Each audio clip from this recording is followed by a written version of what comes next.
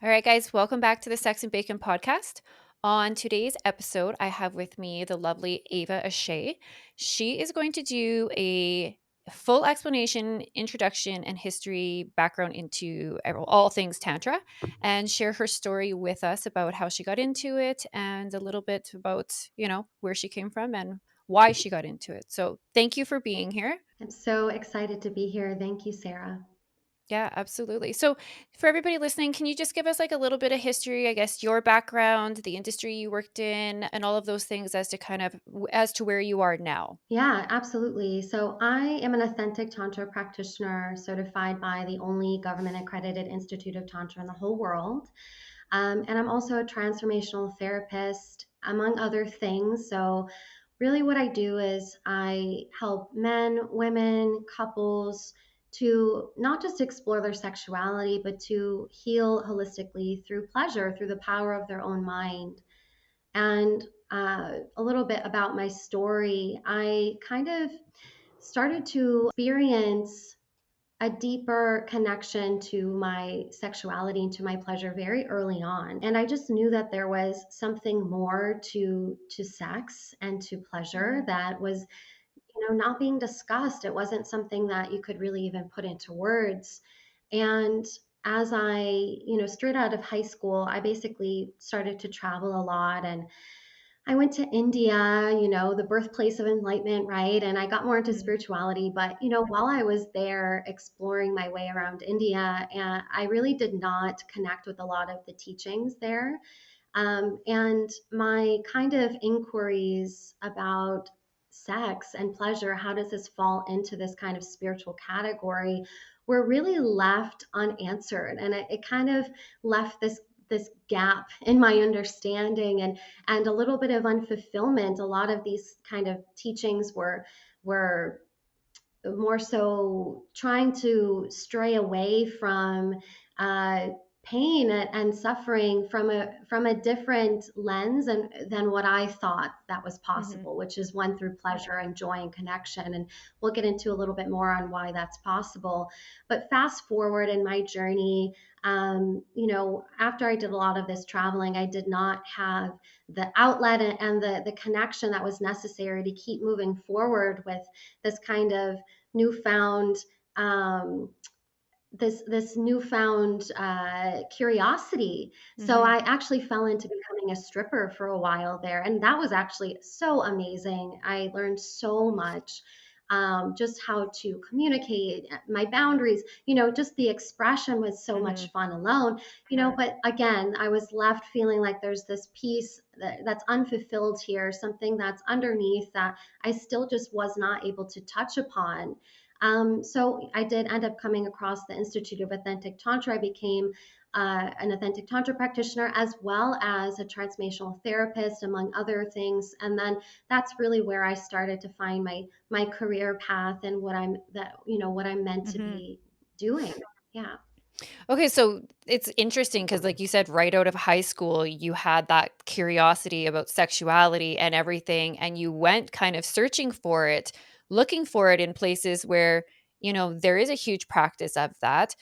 And it's kind of funny, like that at that young age, that curiosity, because I feel like women in general are basically told at a very young age not to think about their sexuality. Those feelings, those thoughts, those expressions are, they're bad, they're wrong, and we typically have all this shame and this guilt so early on around our own sexuality. And yet, in other cultures, it is something that is celebrated and there is teachings on it and all of these things. But it seems kind of like, I've always found that North America seems to be very close minded when it comes to that. And we teach, things we're not taught properly how to, you know, understand our own sexuality, our own bodies, our own boundaries, and all of those things. But, to become a stripper afterwards, I think that, like, when you say that, it's like, it just reminds me so much of myself because I found it so empowering. And I found it something where it's like I could connect with my inner goddess of my sexuality. And, you feel so exotic and erotic while you're doing it. And I really do think you do learn a lot about yourself from doing those things. And it's like, but yet there's still that social stigma around that industry. And yet what it actually does for so many women, I think people just don't seem to realize that, it really helps us kind of learn who we are, step into our power, learn things about communication and our own sexuality in a way where we can kind of explore it and discover it in a different way. I'm not sure if that was exactly kind of how it was for you, but you know. Yeah, I think that it's not for everyone, Mhm. obviously. And for me, I definitely am the type of person that would try anything. And also at that point in my life, it was kind of just like handed to me. I wasn't like Mhm. out looking for it. It was literally just handed to me on a platter.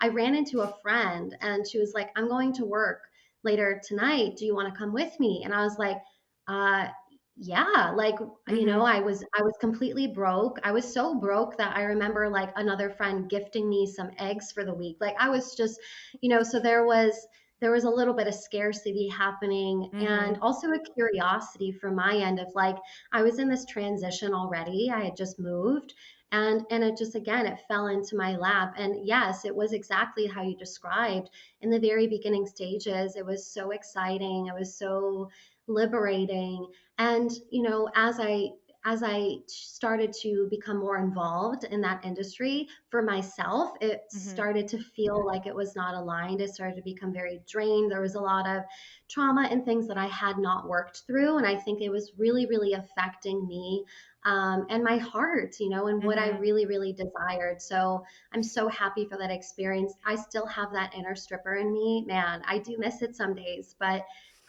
yeah, I've definitely started to expand on that fulfillment piece and helping individuals do the same for themselves. It's funny you say that, like, you miss that. I say that to my girlfriends all the time. I was like, "I miss that energy," and that is actually kind of what ended up driving me to do, a podcast talking about sex in the industry because it was like I felt like I still needed an outlet where I was able to, express my authentic self of that sexuality and those conversations and normalizing it.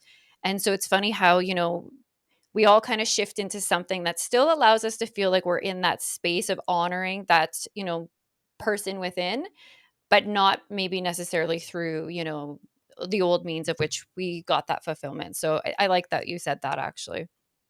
Yeah. Yeah, yeah, exactly. Okay. So diving in, what is Tantra? For everybody listening who's never heard of it, what is it? What does it mean? What is the foundation of it? Let's get into all of that fun stuff because I'm super curious as well. Yeah, yeah, this is such a big topic and honestly one of my most favorite questions because there's a lot here that we can dive into. The first thing that I really love to start with is differentiating between neo-sexuality and neo-tantra, which is what we mainly see in the West right now, and lineage-based tantra. So Okay. I practice and teach and live by lineage-based tantra, and lineage based tantra is basically there's think about it in terms of like, a lineage being there's so many different forms of this similar concept, Mm-hmm. right? And the concept that I practice and teach is Tibetan Buddhist Tantra, which is really unique in the way that I'm able to learn it in the West, as Mm-hmm. well as teach some of those preliminary practices to my clients.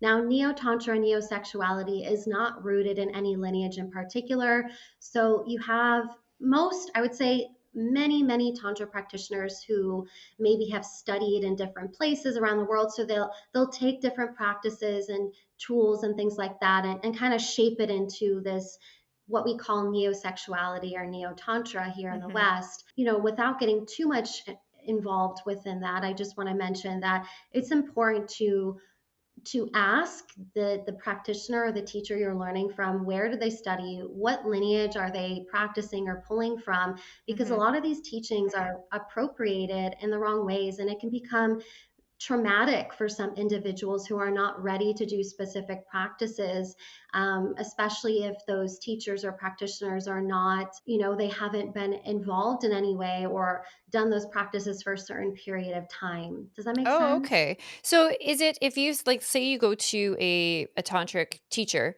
is this something that you can go to solo to learn it for yourself, or is it really more couple based? Cuz I think everything that I have ever seen or anything that's portrayed in a movie is, it's couples going or doing something. It's like there's a the two people have to be there for it. But is this something that is more than the way that you would describe it? There it is more of a solo practice for yourself? So, with neosexuality, you made a really great point is that usually the focus is on the sex, the sexual Mhm. pleasure, and doing that with a partner. And I want to say that that's a huge misconception because when we don't do these practices by ourselves first, we miss out on all the magic. We're trying to fast forward into this, we're trying to have this experience Mhm. instead of living the lifestyle of what Tantra means. And sacred sexuality does a great job at that. And so that's what some people need. That's, all that some people desire and want. But I like to really have this distinction between the two just for the sake of, because I have a lot of people that come to me. A lot of my clients have experienced a lot of Tantra already, but they still don't know what it is. So that's the issue, Okay. right? It's like you have so many people learning Tantra and trying to experience it without actually grasping the accessibility of it and what it actually means. How does it relate to my reality? How do I Mhm. bring this into my life as a whole? Yeah, because I mean, for me, I think it's like even like when somebody says that, I was like, oh, it's with a partner, you're just slowing down the act of foreplay to touching and these deeper breathing techniques to have this prolonged full body type of orgasm. But again, it's the goal of a release is really what, we're taught. It's to have this buildup and this release, but it doesn't really sound like that is the actual root of what it's there for if in through what you've studied and what you teach. Yeah, so let's dive a little bit more into that, and I'll kind of come back around to Okay. that kind of question. So, where a lot of spiritual teachings out there kind of the reject kind of like the cause of our human conditioning, our suffering that we're Mhm. experiencing through things like 10-day periods of silence or a whole year of being celibate, right? That's kind of rejecting our human Mhm. experience, saying what you're experiencing is bad and wrong, and this is how you're going to overcome it is through more suffering. And Tantra is the opposite of that. Tantra is basically like, no, let's not reject our human conditioning. Let's actually harness it and use it. And, our conditioning, like our body, our sexual experience, our Mhm. pleasure, our joy, as a vehicle towards consciousness, towards awareness, and towards more fulfillment in our lives overall. So that's the huge component of Tantra, that it teaches us to actually discover joy for the sake of joy. Mhm. And through this awareness, we get to form a new relationship to ourselves and to the world around us. And so it's not like we're rejecting the experiences that we have as human beings. In fact, we're not only using them to transform it, but we're transmuting that suffering into the joy and pleasure that we desire. And this is all through lineage-based tantra. So, and I'm not just saying this for like the sake of pleasure or sex for gratification, Mhm. because it's a lot deeper there, even though gratification is the medicine that we need sometimes. But because we're not rejecting any parts of ourselves, we are able to transmute that into fulfillment and joy and pleasure. And, being with a partner, that can be part of it. But from everything that I just said, how are you going to jump into like doing that all with a partner, having them on board when it's such an individualized experience? It is a Right. lifestyle. And when we get into the topic of like tantric sex, it's like, a lot of people think that it's like this specific event, like you have to do this specific thing and then it becomes tantric sex and then you're going to have this experience. And that's not the question we should be asking ourselves. Mhm. It's not a matter of when does this become tantric. It's a matter of I'm living in joy and pleasure, and that is tantric. Every motion that I move in the world, it becomes tantric, you Ah, know? So okay. it's a very broad, yeah, very broad spectrum. Wow, I've never really thought of it like that before because we are so taught it's a sex-based practice, not a life practice or experience that carries over then into, say, those other aspects of like your relationship or self-pleasure, whichever it is that, people are using. Yeah, exactly. And sex is it's a big part of it. I can't say it's not a part of tantra because Mhm. it is, but it's not the only thing. In fact, when I work with clients, we never start with just sexual practices. We start from the basics. We start from the psychological side of things. What are the beliefs you're holding on to about yourself? Because even if you're coming to me with a sexual issue like sexual dysfunction, the inability to orgasm, just fulfillment overall in your sex life, usually Mhm. has a non-sexual solution. And it's from the framework of non-sexual pleasure actually that we're able to locate and feel and transmute these difficult emotions and kind of obscurations that are causing suffering. Okay. So it really is something that it is used as a healing based tool that you use in your practice for men and women to overcome not just sexual issues but actual traumas or, things that people are struggling with to heal from. Tantra can be used as a healing modality for all of those things as well, if I'm understanding that correctly. Yes, 1000%. Tantra has always been meant to be for holistic healing. And Mhm. there is such thing as tantric medicine. You can go and look this up and the basis of even sexual tantra is rooted in tantric medicine. It's rooted in not just sexual pleasure, but the psychological side of things, the physical components of disease. And so it's also interconnected and it's inseparable actually from one another. It's not just the fact that they're connected, they are Mhm. literally inseparable. So you can't have this amazing epic orgasm without working on your brain, on your mind, the Mhm. beliefs associated with the psychological. You can't work on sexual pleasure without looking at the body, the nervous system, the trauma that you're holding on to. Right. So that it is a holistic approach. And that's exactly what I do through this point of lineage-based tantra. And one of those really, really big components of learning lineage based Tantra for myself is using what we call the Tibetan 5 elements. So it's literally an elemental system. So I'm sure Okay. that most people have heard of the chakra system, right? The seven Yes. chakras. Mhm. But this is a completely different system. So it is a chakra system, but it's not like the traditional, like Hindu chakra system, like that are aligned, on the spinal column, Mhm. like we see in most of the Western world. The elemental system is unique in the fact that it is still only accessible. Um, Through the lineage, meaning you can only receive those teachings from an individual who has also learned and transmuted those teachings. So it's an oral based lineage, which only makes it more powerful when, for example, a client comes to me and then they're receiving the transmission of these elemental teachings in order to find holistic healing within their Right. bodies. So is it a Yeah. fairly long process? Like I know people usually everybody always wants a quick solution to a problem, right? They want a quick journey.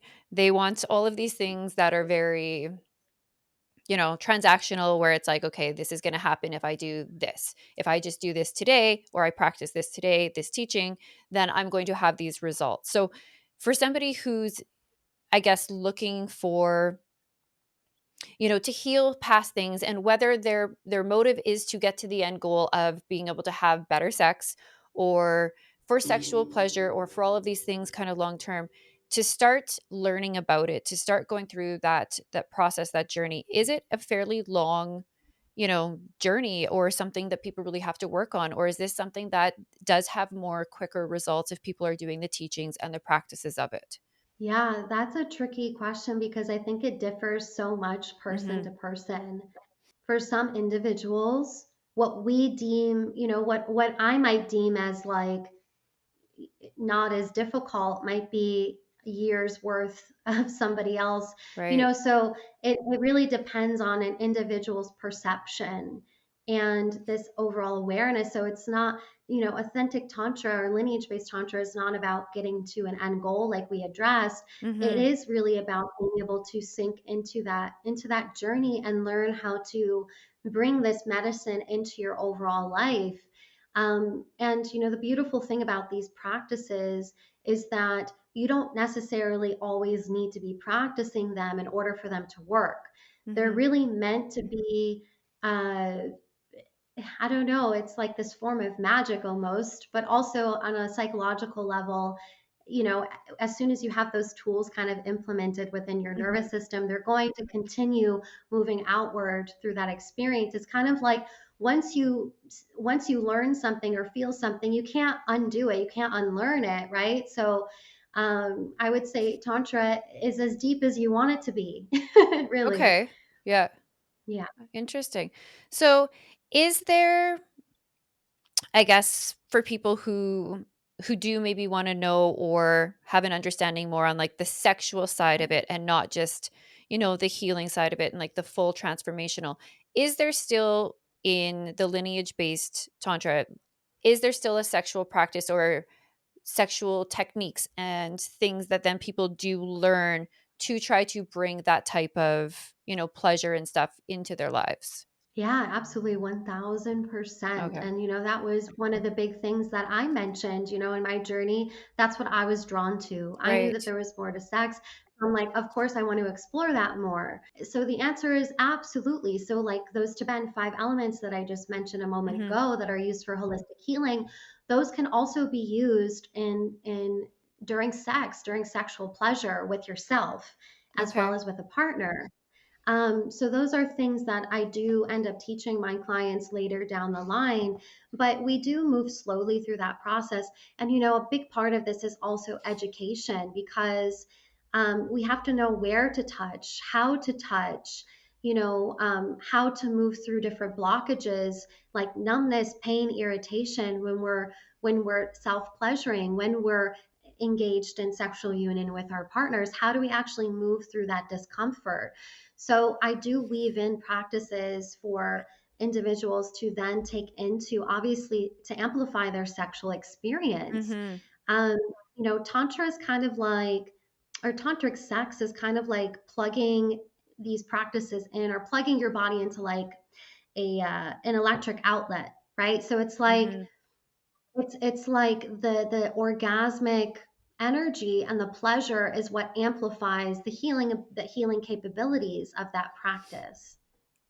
So this really isn't, I mean, like, it sounds like there's a very deep aspect of vulnerability that comes from this, and to me, that doesn't really for them people listening, it's like, "Oh, I'm gonna have tantric sex with, a guy I've been hooking up with for 2 months, 3 months." The reality is that's not going to happen. I mean, it really does sound like there is a huge aspect of trust and vulnerability that has to be there between you and a partner to be able to kinda go through those intense feelings and emotions during a sexual experience. I mean, if we're talking about pain and trauma and all of these things that can kind of come up while you're doing something, that's something really that you're only going to be doing with somebody that you absolutely trust and you're able to let go in that moment to kind of give them not the control, but kind of give them, I guess, the ability to create those feelings, but those releases as well energetically through your body. Yeah, and just going back to this trust thing, I think that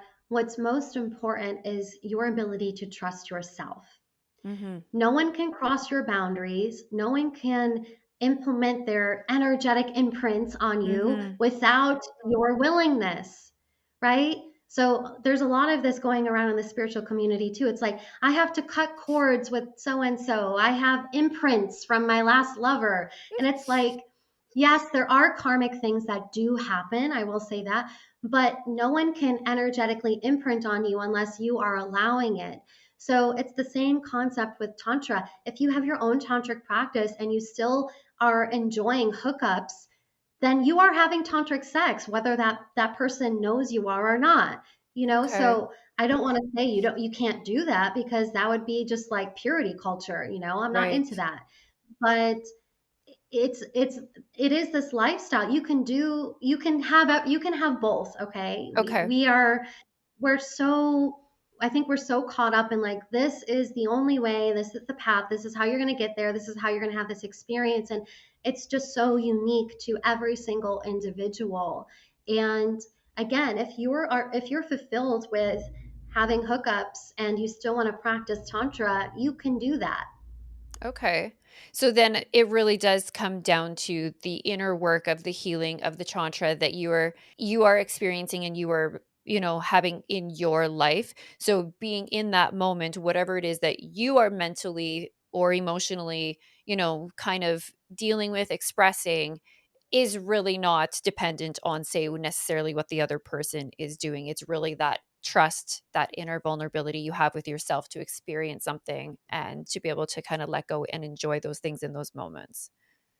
Yeah, I think that you said that so beautifully. Yeah. And of course, there are individuals, like for myself, I knew that I always wanted a long-term partnership, and I'm Mhm. monogamous and I am completely loyal to my partner, and I fucking love that. That is my thing. That's my jam. Mhm. And I can go so deep. And that's the person that I could probably have sex with the rest of my life. And people might look at me and say, like, oh no, I would never do that. But from my experience, I feel so fulfilled in my Yeah. sexual experience with my partner and with myself, because that's really where that starts, is being fulfilled within my own sexual experience, and then being able to say, I invite my partner into this. we Mhm. can we can there's never going to be a dull moment, because we can just keep building upon this experience for the rest of our lives. And that's not for everyone. Not everybody wants that. But that Yeah. doesn't mean you can't practice Tantra. It's such a big misconception of like, I don't have a long term partner. That means I can't practice Tantra. Or there's this other misconception about Tantra being, that you have to have like millions of partners and like have orgies and like, crazy shit like that. And that maybe Mhm. some people love that. But again, like, that is just not the whole concept of what this healing modality is all about. Okay. I like that. I like the way that you explained that because I think, like, I mean, women, I think we just struggle so much with our own vulnerability and our own acceptance of ourselves, our own sexuality, our bodies, that we really do have a hard time being present in a sexual experience, whether it's been with a long-term partner or it's a hookup or whatever it is. The amount of times I hear women say that they've never actually had an orgasm during sex because they just can't get out of their heads, or they just can't get into the moment. And it's like, it really does make you wonder just how deep, I guess, the scars and stuff that run through us for our sexuality and for our acceptance of ourselves and our looks and our bodies, where it's unfortunate that even in those moments of, say, with a long term partner or whoever, where you're supposed to be experiencing pleasure and joy, you just can't get there. But you do it because we want the intimacy and sometimes we want the validation and whatever the reasons are, but that we're still not actually enjoying it the way that it's meant to be experienced. And I think it is really sad that women still have to go through that. Yeah, and society teaches us that we have to look outside of Mhm. ourselves in order to be accepted, in order to experience even sexual pleasure. So it's like it's our partner's responsibility to please us, and Mhm. that's just not realistic. Pleasure is your responsibility; it is no one else's. So when I work with a lot of women, this is a form of self-sabotage. We can Yeah. blame it on society, we can blame it on trauma all we want, but at the end of the day, you are making a choice based off the beliefs that you have about yourself. And a really big belief that we all have is the feeling that we're not enough, Mhm.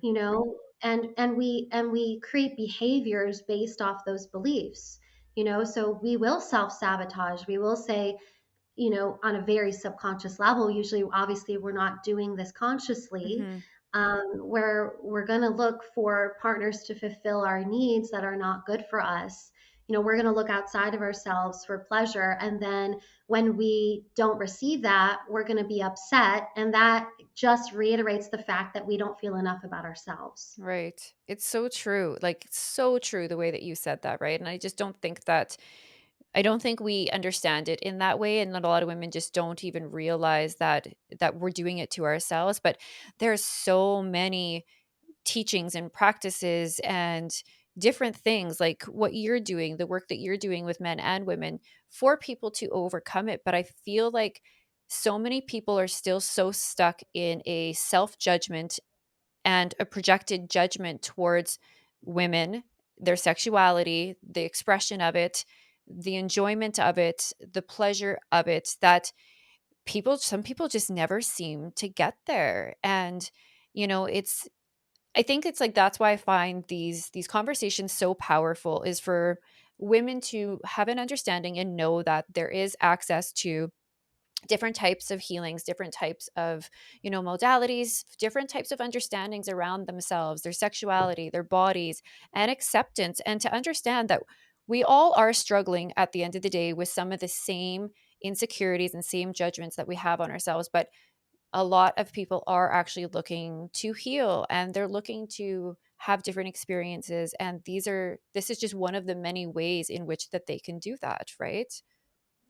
Absolutely. And you made a really great point. I think that the way that we are approaching just the overall ability for us to heal and move through these things is a little outdated, Mhm. and I'm not trying to bash other modalities and things like that, but I just think things like talk therapy, for example, it's a little outdated in the concept because I personally do not believe that healing should take years. I Mhm. simply do not believe that.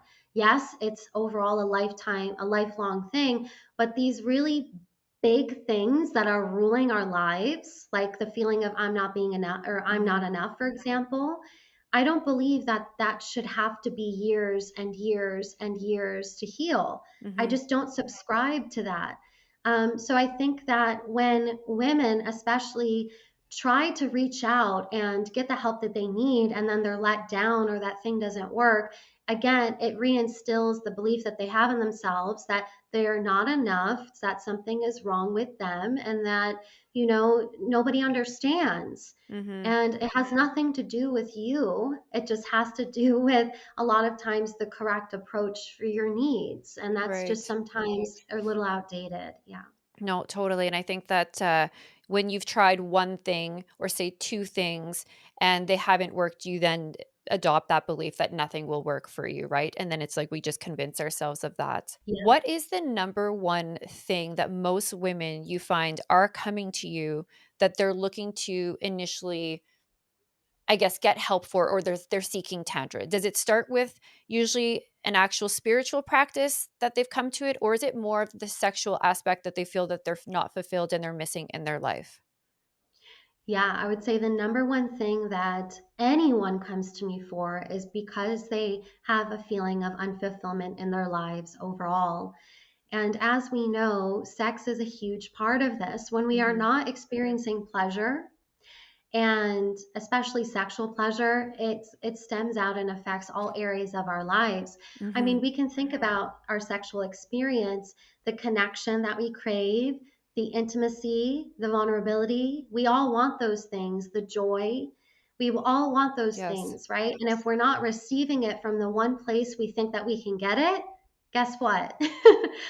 It's going to affect all these other areas of our lives. So I would say yes, the number one thing is this feeling of unfulfillment. And I do come across other people that have, porn addiction, and I use the word addiction very lightly here. Porn addiction, the inability to orgasm, and things like that, or even big life changes. I've had people come to me because they're going through a breakup and they Mhm. just need something in order to heal and move through those big life transitions. And this is kind of, you can come with a sexual issue or sexual problem, but it's going to affect all areas of your life. Right. I like that. So it is a whole full circle practice in your life that actually works on all levels and all aspects of healing, not just a sexual side of it, but, you know, and I mean, I think that makes sense. Usually they say it's like to heal all of those things, it really does come down to actually healing everything kind of within. And, it has to carry forward into all aspects of your life in order for it to be the full transformation. Otherwise, it's not attainable or sustainable. You can't, maintain that long term if you're not actually having that practice in all areas. Exactly. And that's a really good point because that is the one thing that I think most healing modalities are missing out on. We don't Mhm. incorporate, like, we can say sexual pleasure is healthy, it's great for you, Mhm. but it's like for someone who has never experienced sexual fulfillment, that is impossible. So, it is quite literally possible to use pleasure as medicine. And that's exactly what I do. Pleasure has the ability to rewire new neural pathways to the brain. Pleasure has the ability uh, to transmute our consciousness to new levels of Mhm. awareness. Pleasure has this ability to regulate the nervous system. So why are we continuously leaving pleasure and sex out of it? That's what I mean, is like there has to be a time and a place where we say, hey, you might be dealing with something you have no idea is related to your sexuality or pleasure until you dive into tantra and actually start to unfold all of the shit that's really underneath. Right. you know Kind of a good analogy I like to make here is, in Tibetan Buddhist Tantra, we say every orgasm is a glimpse of enlightenment. So just to give you more of a, I guess, a perception or idea of how powerful pleasure can truly be, is that that's true. Mhm. You have the ability to transmute and heal through your orgasms and through pleasure. And yes, it does take time to do that, but you can also start right now. It is a choice that you can make. And there's a lot of things stored in our sexual center as well. We have, past life memories that are stored within our sexual center, within our genitals. And that's also called the very subtle mind in Tibetan Tantric Buddhism. So there is a lot of things going on there that we can look at. And it's just so fascinating. Hmm. Okay, that's interesting. So then obviously with that being said, like self-pleasure, all of those things for say a woman taking the time to be with themselves, taking the time to explore their bodies is a very healthy healing thing, whether they know that whether they have a tantric practice or whether that's the thought behind it. It's still taking that time to be with yourself is still very therapeutic. Obviously orgasms, like you said, are great for us. So is that something, because I mean, like you said, I like how you brought up kind of like porn. I think sometimes a lot of people, we go to porn for a quick stimulation to get to the quick release, because we just want that very, we want to feel good very quickly in that moment. And with all the million things that we have going on in our minds sometimes that are so bogged down with all the bullshit of life, it's getting turned on or getting stimulated. Sometimes it takes a while, right? And people don't always have that kind of time in their life. So we do turn to porn to quickly get stimulated, to be able to get into that with ourselves. So in talking about, porn, I know you kind of had said something about it. Like, can we just dive into that a little bit more for everybody kind of listening? Like, where's the balance of that, or what is the time frame that really, we should be giving to ourselves to stimulate ourselves to get into that, that place in our own bodies where we can have those releases without that outward stimulation or need for it. Yeah. So the first thing that comes to mind is the fact that as human beings, we love novelty. And there's nothing wrong with that. The next best toy that's going to give you the Hmm. best orgasm you've ever had, that's novelty. Is that realistic? Not always. Can we get off Hmm. on it? Absolutely. It feels great. There's nothing wrong with that. It's the same with porn. Hmm. A lot of uh, I know that men and women use porn, but a lot of men, because they're wired just a little bit differently through Mhm. the brain and the receptors and things like that. When we watch porn or when we rely on novelty, like getting off from our toy every single time we masturbate, for example, we are creating new neural pathways to the brain. And what's happening is that it's an overload of dopamine on our system. So for someone who watches porn every single day, or relies on porn to get off, it's releasing all of this dopamine into your body, and your body wants more and more Mm. and more and more of it. It's like a sugar addiction. And the way that our brains are set up is that because we have such easy access to novelty, we can just go online any time of day and look up porn, right? Mhm. Or we can get off in 30 seconds with our vibrator. And while there's nothing wrong with that, what happens is that most individuals start to, or a lot of individuals can start to rely on that as a means to, like you mentioned, disconnect Mhm. from the feelings of unfulfillment, from the anxiety, from the pressure, the stress of daily life. And again, there's not anything wrong with that, but over time, you are changing your brain to rely on that type of stimuli and that type of stimuli only. So that really limits our orgasmic capacity a lot. Um, Okay.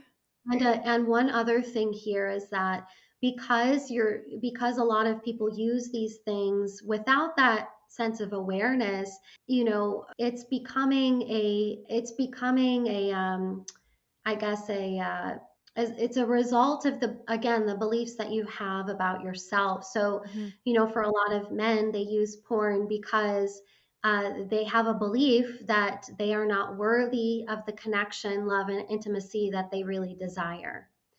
you know for women, Okay. it's maybe feelings of inadequacy, or so it can really be many different things, but at the end of the day, we want to look at what beliefs are driving this behavior. Mhm. um, because for someone that relies on porn and really is not fulfilled by it, you're not going to be able to heal that and move away from it if you're not looking at the beliefs associated with it. But that being said, I do think that there are healthy ways to use porn and Mhm. erotica and toys. I use toys too.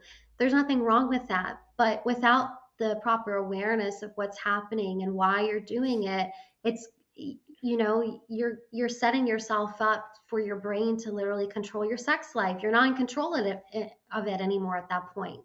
You know? Right. Yeah, that makes so much sense, right? Because I think it's like, because then it's like, it's for everything that I've ever heard too. Even if, a lot of guys will say it's like, well, I'm into this. And then it's like they've been into this for like years. And then all of a sudden it's like you're bored of that. So then like, what's the next level? And then that's kind of Mhm. where you're searching for something more extreme every time to be able Yes. to get that feeling that you used to have kind of down here. And I mean, obviously there's nothing wrong with kinks, fetishes, and all of those things, but let's just say like you Yeah. used to be able to watch, basic missionary, two people having sex and being intimate, and now it's you're up here with, I don't even know, like BDSM or fisting, things like the extremes of where we almost have to go mentally in order to Yeah. recreate that feeling.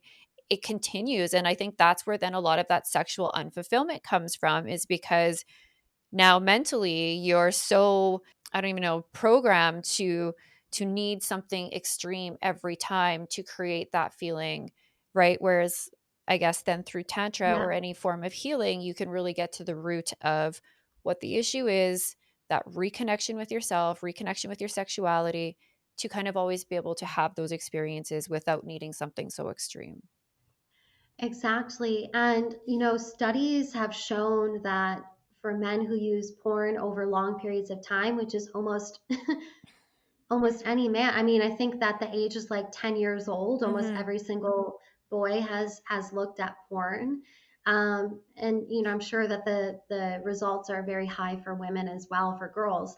But what happens is that your brain um, is constantly looking for more dopamine and more dopamine. So Mhm. what happens is, again, like you mentioned, people are looking for the next thing because what they were once watching was no longer satisfying. Mhm. And that's exactly what happens, is that a really common occurrence is that the things that you once experienced as joyful and pleasurable in your everyday life are no longer pleasurable to you. And that can Mm. be a result of the porn usage because of the effect that it has on your brain, searching for constant novelty. Someone who first watches porn, maybe in their college years, again, like you mentioned, are watching pretty like basic things, but Mhm. then and at that point in time, they would never in their lives think of watching something so violent or something that just Right. was kind of, yeah, just violent, because I know some of that porn can be very, very violent. And that is because of that constant search for novelty, like I mentioned, is that next big thing that hits those dopamine receptors and makes you feel good. Mhm. It has nothing to do with the porn, has everything to do with the feeling. Some other symptoms of arousal addiction or porn addiction and is things like depression, anxiety, OCD, ADHD, erectile dysfunction, anorgasmia. So it's kind of funny because we're using porn in order to Right. get away from the depression, the anxiety, the stress, but as a result, it's actually forming a blueprint to experience more of those debilitating symptoms in your everyday life. Okay, so there's a huge connection there that people Yeah. obviously just have no understanding and people don't look into it. And I mean, that's the thing is like I feel like even when you go to a doctor, you go to anybody and you say maybe I'm having this issue, this and this, nobody ties anything back to that, right? Like the conversation that you would have with a doctor would never even go down that road of, knowledge or understanding or research because it's just not what we teach, and yet the connection to it is probably so huge, and like you said, like there's a lot of root causes of that, right? That's crazy. Yeah, it's like you go to your doctor, they're going to give you Viagra for your erectile Mhm. dysfunction. And that might work for a while, but Viagra, that's a medication that again has a huge effect on your nervous system. So once you stop using it, you're going to have health issues, mental and emotional issues. Right. It's just like it catapults off one another, because all we're trying to do is treat the symptom. Oh, you can't have orgasm with a partner, well, just get this toy. It's like we're Yeah. treating the symptom instead of going on that into that deeper level, because let's face it, it's fucking scary. Like, Oh yeah. you know we all want pleasure and connection and joy, but it is the thing that we are most afraid of. Oh, for sure, right? Yeah. It's the one thing we want, but it's so hard to be intimate with ourselves and it's so hard to be intimate with somebody else. And I think it really comes from all of the programming and all of the bullshit and everything that obviously we get taught at such a young age. And it just carries over and obviously spills out into all aspects of our lives when it's not dealt with. So I do think there is a lot of power in our sexuality, a lot of power in, owning it, understanding it, healing it and using it for other things. And I think, a lot of the men and women that I do know that have spiritual practices have said that. Like, I mean, for men, there's the whole thing of, no masturbation, no anything for 30 days to, create that honing in and having your seed and controlling it and the clarity. And, it's all these things are coming out now because it's crazy how connected it really is to our sexuality. And yet it's the one thing we're so judged of and we're so afraid of, which, creates all of these issues. Yeah, exactly. There's one thing you just mentioned about semen retention that I think that we should address, because this is a really big topic. Hmm. So I do see the topic of semen retention all over the internet, spiritual communities. A lot of sacred sexuality will talk about things like semen retention. And a lot of times it's not the full picture, because you have men who are used to, ejaculating very frequently, and now they're forcing themselves to go 30 days without sex, without any type of Hmm. pleasure, without any type of stimulation. And that is a cause for even more suffering. And that can also be very traumatic. It's not normal for us to just cut things off. We have to prepare the energy body. We have to prepare the channels. We have to do some inner work before we just say, okay, not Hmm. ejaculating. And you know what else that does? It reimplements shame and guilt and purity culture. saying, okay, you want more pleasure and joy, but you can't ejaculate for 30 days, and I only the way that I work with semen retention is very unique because we don't want to miss out on pleasure. Mhm. Pleasure and sexual stimulation are necessary in these practices. And I think that for a lot of people, they're missing out on that very, very important piece. We're just re implementing the shame and the guilt through a spiritual lens. So this is a really big topic, and I just want to mention that there are healthy ways to approach things like semen retention, and to learn more about it. But I would suggest always working with a professional because your needs are going to be very unique because you're going to have other things that arise during that time too. Mhm. It's not an easy process. Any man can tell you that. My partner, when he started semen retention, there was a lot of shit that came up for him, and I was able to help him work through that. And when you come out on the other side of that and you do feel more in control of your ejaculation, what happens is that sets you up to also become multi orgasmic. So, again, we can't miss out on the pleasure piece here. And if you're someone who is trying to practice semen retention without any other kind of foundation, that's kind of, again, it's not really the safe way to do things. Okay, I've never really thought of it like that, but I mean, it really does make so much sense, right? And I mean, men obviously approach a spiritual practice very different than like women. And I find women are obviously more open to that. So a guy to even have that like thought process that there's so much more that they need to mentally or spiritually prepare, energetically prepare in their bodies before going down that road and building up to, being able to do that. But the things that come up again, and I mean, kind of not fully off topic because we don't really talk about men's mental health as much. And it's not something men talk about as much, so for them, for somebody to say, "Hey, you know what? Like you're going to do that. There's lots of stuff on YouTube about it. I've seen it. Yeah, go ahead. Like let me know." It's the things that would come up for a man. I mean, they don't have the same type of connections that women do to be able to talk about those things, to share that experience, to understand what's happening. And then I could see that it would just be like, "Okay, this isn't for me." Or, "Yeah, I don't want to feel that. That didn't work for me." And then they go back into that old programming and those old habits because they don't know how to work through it, and they're not taught about healing the same way that women kind of lean into it more now than, what men do. Exactly. There are different approaches to take Mhm. because every individual is so unique.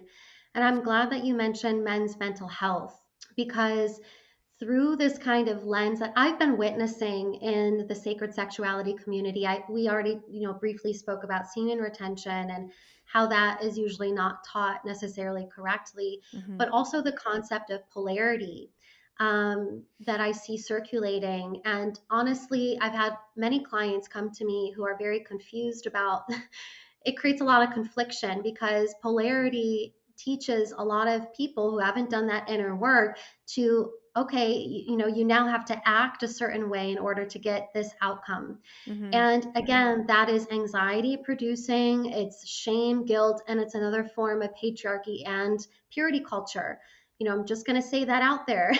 I know Mhm. that polarity is a big topic right now. Some people not might not like that I just said that, but from what I've been witnessing and the clients that come to me, it is not doing us a service. Right. We're not looking at this from a holistic perspective. Instead, we're saying this is how you should act. It rarely encompasses inclusivity. Usually, Mhm. it's for couples or individuals who are they identify as a man or they identify as a woman and they're heterosexual, and that's just not, from my perspective of practicing lineage based Tantra, that is not the way I would ever teach or ever go about living my own life because lineage based Tantra is inclusive. And the way that we teach about feminine masculine dynamics is quite the opposite of what I see circulating right now, having all to do with polarity. Okay. Interesting. So just circle back around to like Mhm. men's mental health, like that's kind of where I was going with this is it does have a huge effect on re-implementing those same beliefs that men and women are holding about themselves. Right. No, absolutely, and I think that's one of the things is, I mean, we obviously talk about women's sexuality a lot, but you don't really hear a lot of people talking about men's sexuality in a different way other than just very black and white, men need this, blah, blah, blah. And women, we have been talking about it more. We really have been focusing more on our own and all of those things. But I don't really see a lot out there for men when it comes to those same kind of things. So it is interesting that, there is obviously an aspect of it with, tantra and what you guys teach that kind of includes that for them as well, which is great, right? That there it is there. It's just people don't talk about it as much.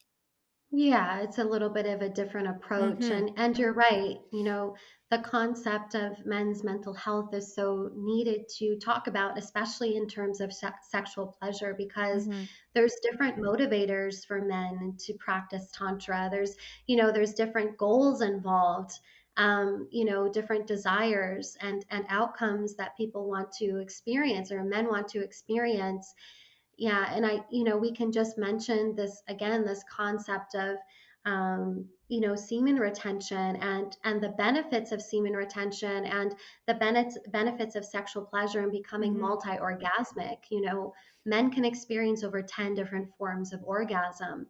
Women can experience, or individuals with a yoni can experience over 15 different forms of orgasm. So, Really? you know, hmm Yeah, we can chat a little bit more about the different forms of orgasm, but just going off, spiraling off what you just mentioned Mhm. about men's mental health and men's sexuality is that you're right, there's completely different approaches to how we go about this in the Tantra world too. For example, with the semen retention, to put this into perspective, it takes 1 cup of blood to produce 1 drop of semen. So basically, semen is this vital nutrient. It's like a concentrated nutrients. Okay, so for a man who's ejaculating all the time, Mhm. or like once a day, or even for some individuals, frequency can vary. But what happens is that semen never gets a chance to replenish. Okay, so where do you think that vital nutrients is going to pull from? Your organs, your vital organs, right? So you become more depleted and more depleted year after year after year. So a big complaint that I have from men is that every time they have sex and ejaculate, they feel completely exhausted afterwards. And, even spiraling into the next day, throughout the day, they feel cloudy in the head, the lack of vitality, the lack of even sensation that they're experiencing is huge. So I just want to put that out there that you can learn very accessible, healthy ways of semen retention that still incorporates sexual pleasure and orgasm. But we have to look at orgasm from kind of a new lens at that point, because ejaculatory orgasm is only 1 out of 10 that you can experience. Wow. That's crazy. I've never, ever, ever known that. And I mean, not to like TMI, it's funny. Somebody I had been with recently had said they're like, yeah, like after every time, like I feel completely exhausted and drained. Like and I was like, oh, and it's funny because for me, it's like when I have an orgasm, I feel like my whole body kind of just becomes more electric and I have more energy. And then it's like, but on their end, he's just like, no, like it completely wipes me out and I just feel exhausted. And, like even sometimes like the next day. And I was just like, oh, weird. It energizes me. But I mean, there's a science behind that. There is Wow. a science behind it, yeah. And then also the energetic component of Mm-hmm. semen and incorporating tantric practices is this kind of the energetics of then being able to harness that power and that kind of medicinal uh, nutrition in its energetic form, and moving that through the rest of the vital organs, through the body, through the energy channels, and through those elemental chakras that I Mm-hmm. mentioned a little bit ago. So, there's so many different approaches and how we look at this, right? We just mentioned the kind of physical components, the science behind it, right? The energetic behind it, or the energetic components behind it, and then also the psychological components of, the effect that this has on mental health is extreme as well. Wow, that's crazy. Yeah, I mean, there's so many things that we just don't even know and don't even think about.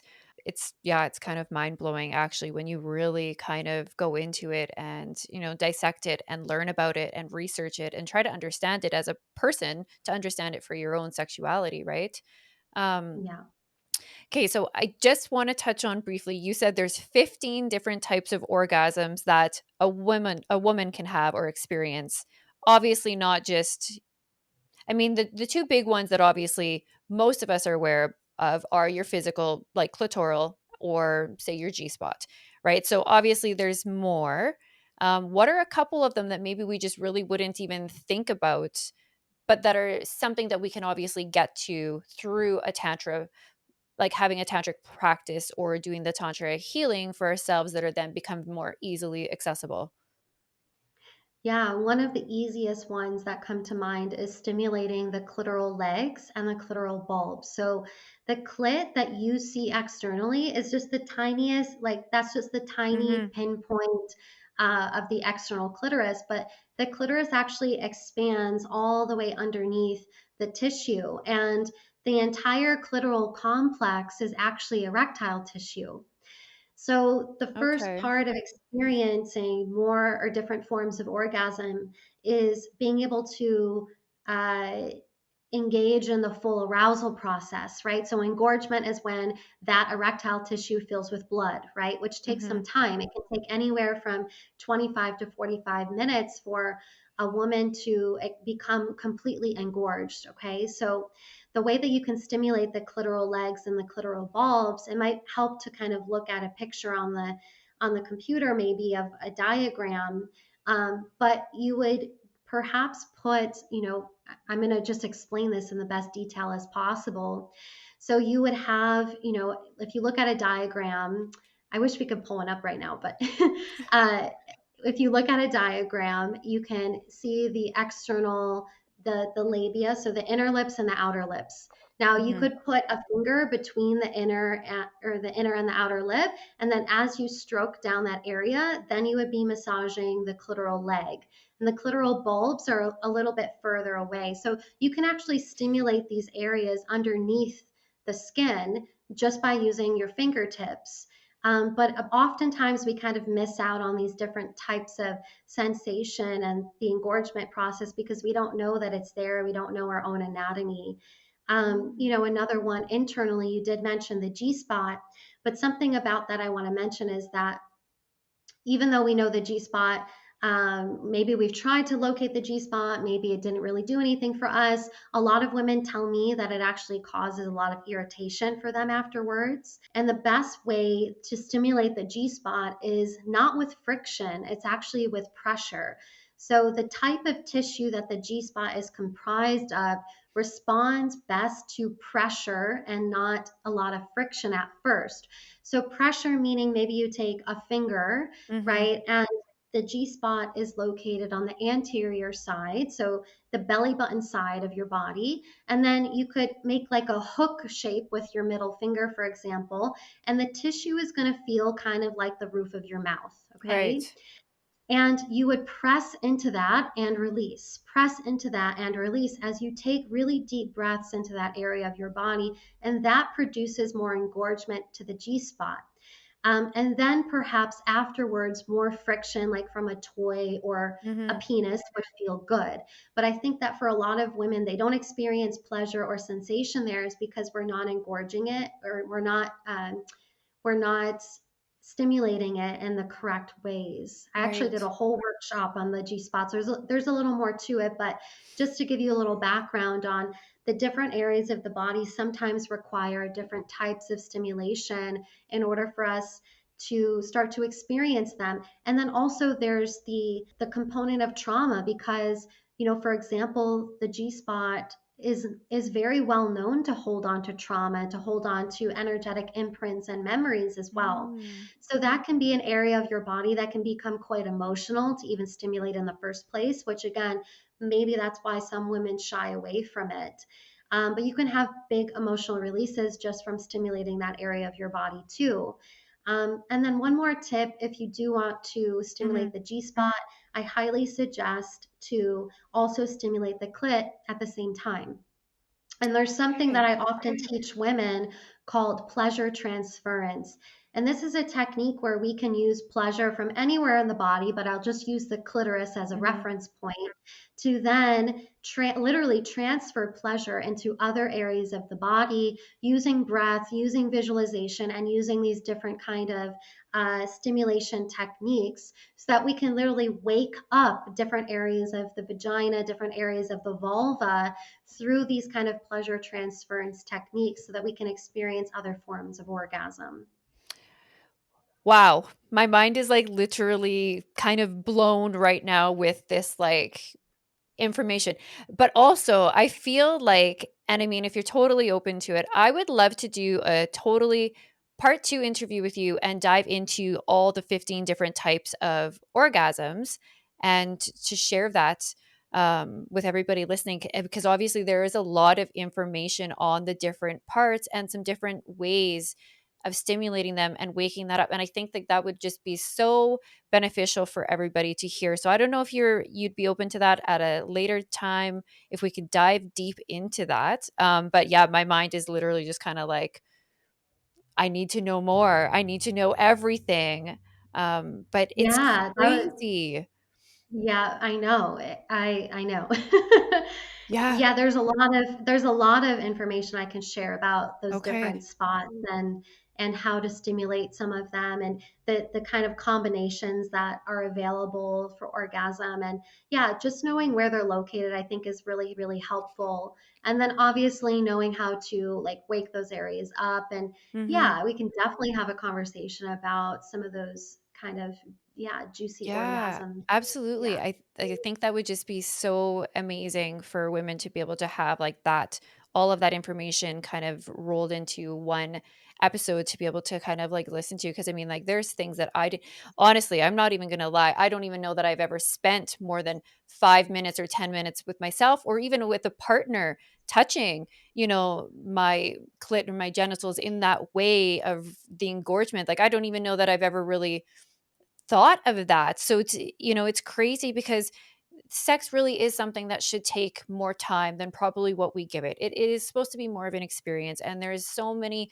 things that I think women are missing out on pleasure wise because it becomes such a rushed experience, life things, whatever it is.